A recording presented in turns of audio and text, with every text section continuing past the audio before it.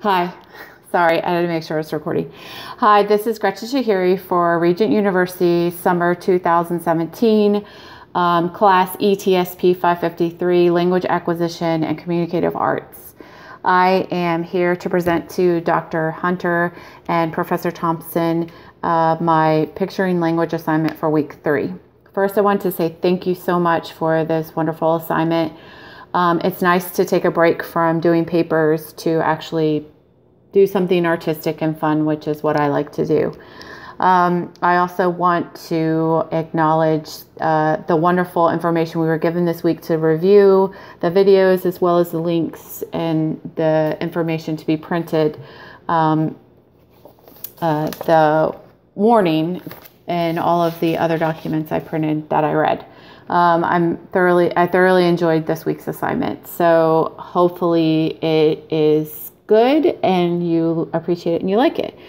So I want to, after thanking you for the wonderful content we were given this week, I do agree with both of you that picturing language is so important, even in the high school and middle school levels. I think kids are, I think it was you, Professor Thompson, that said that they're giving so much content that they forget to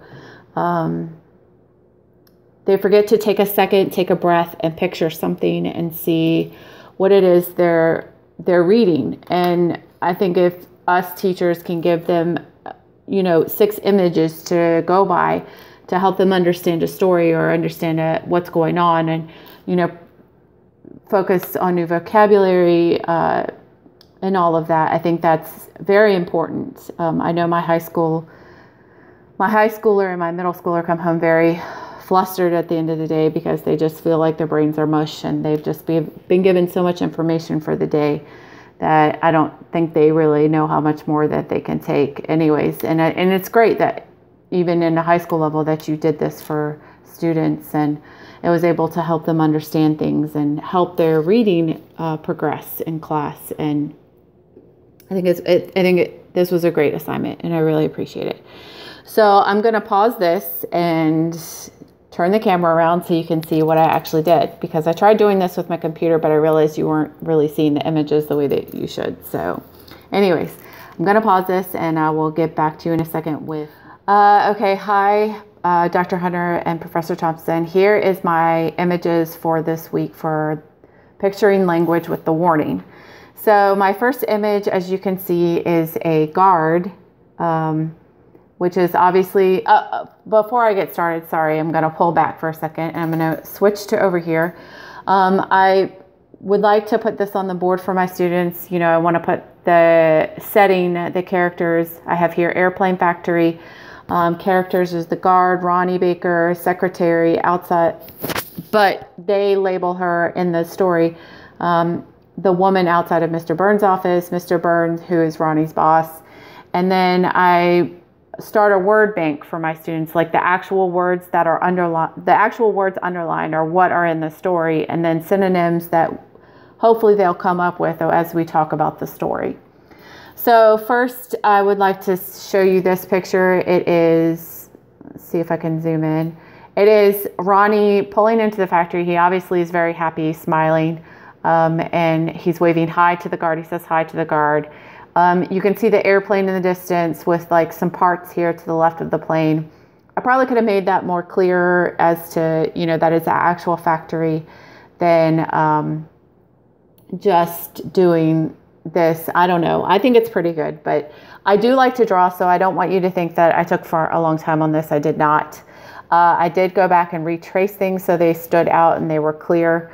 I didn't want to do marker. I just did the marker on the outline of the picture because I assume as a teacher I'll be erasing and making adjustments as I go. And as you can see, like I had words in here, but I figured, I'll write them in as they talk about them.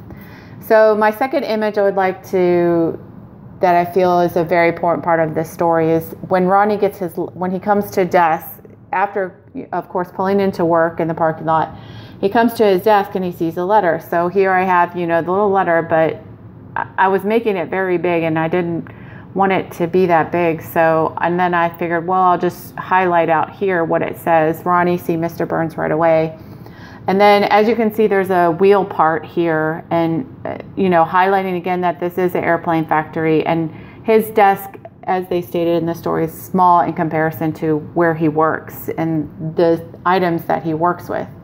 The third picture is I wanted to emphasize the long walk, because I think for students, especially elementary age, when they get in trouble, that walk to the office, the walk to, their mother calling them downstairs because she heard something that, wasn't, that walk always seems like, whenever you're in trouble, it always seems like it's a pretty big deal. So the long walk, I emphasize that it's a long walk. I emphasize that this is the hallway part, not the parking lot part, which if I had to look back on this, I probably could have just put in the parking lot here, and then maybe the hallway, and then the outside the office and inside the office. But I felt there was a lot said in the office that I wanted to highlight 2 of those. So back to this one, he says, did I do something wrong? I don't know why it's not focusing. Sorry. My apologies for shaking, but did I do something wrong? You see, a sign to Mr. Burns' office this way. He's obviously going into the building. This is when words such as building, structure, parking lot, all those are, talked about. And I also kept him with the note, even though it doesn't say it in the story, just to emphasize to students that, this is what started the story. This is what the story is based upon, is this note he gets from Mr. Burns. So we go on to the 4th picture. I have all my pictures labeled. I have 1, 2, 3, 4. I have the 4th picture, which is Mr. Burns outside of his office. He obviously goes into the secretary. She's a secretary. She's outside of his office. I added those words in there. Of course, they wouldn't be put in at first. We would discuss them, then put them in. So when they go back to this picture to write their summary after discussion of the story, there are words here, to help them, a guide to help them write what they need to write about the story in their summary. He's thinking of time, and I wanted to emphasize, a circle around the time, it feels like it's taking forever kind of thing. And then she obviously gets a call from Mr. Burns that he's free to come in. So now we move on to Mr. Burns. I wanted Mr. Burns to be the head. And if I had thought about this, I also could have added in, if we were to make this 8 pictures, I could have added the parking lot, the hallway, outside of his office, him shaking hands with Mr. Burns, and then these last 2 images. There's so much you could do. It's like you said, Professor Thompson, this takes a lot of practice. And hopefully with time, I'll get better and better at this. Department, he first talks about, he's been getting a lot of calls. Department has gone down. He's sick a lot, So here, I think, is a good key to point out that Ronnie is thinking, oh my gosh, am I getting fired? What's going on here? And that kind of thing. But, you talk about words like falling behind that were in the story, department, what other names are there for department, branch, division, unit, falling behind. What does that mean? What does that mean to students when someone's falling behind? They're not doing their job. They're lagging in work, they're trailing behind kind of thing. And then for number 6, so sorry to move this around. I put, obviously, Mr. Burns is smiling because, he's a good worker. He doesn't want to lose him. He's worked really hard to get to the position, right? Ronnie has worked really hard to get to the position he's in. He's sorry. He's obviously holding the 6 days that, I didn't point that out.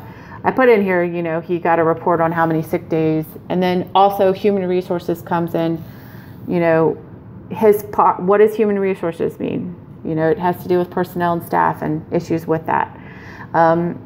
Also, health problem can be discussed here, because sick a lot.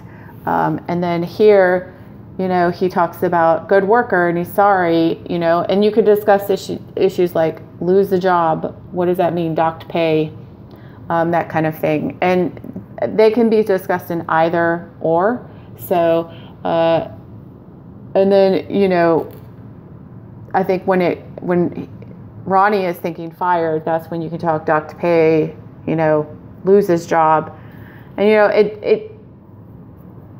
it's not so much, he has lost his job. It's more of like a warning kind of thing, and it ends okay. But anyways,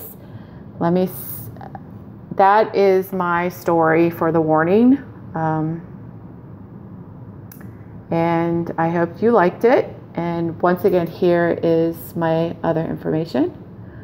I hope you liked it. I'm going to pause it and have a reflection. I'll be back in just a second. So that was my week 3 assignment. I hope you like it. I know it looks detailed, but I do like to draw. I could have gone more in depth, but there's no time when you're teaching. I would have drawn stuff quickly on a desk. I wouldn't have made it probably as detailed as that, but I do would like to highlight, if you go back or if you have pulled up to the side, like the images of the faces. I think it's important to show expression on faces because it shows, okay, this is how a person's feeling, like a shocked face, or Mr. Burns like talking, a mouth open, like Professor Thompson said. If they're thinking, you have to draw a thought bubble. You can't be a speak bubble. You have to know the difference as a teacher, so and what keywords would help them understand this story better. Like in my 4th picture, there was time, secretary, there's not in-depth words, but word like Ronnie thinking he's fired, the long walk, the guard clearly states it's a guard. It looks like a factory. Anyways, but that was my assignment. Sorry for all the movement. Hope you have a great weekend. Thank you so much, professors.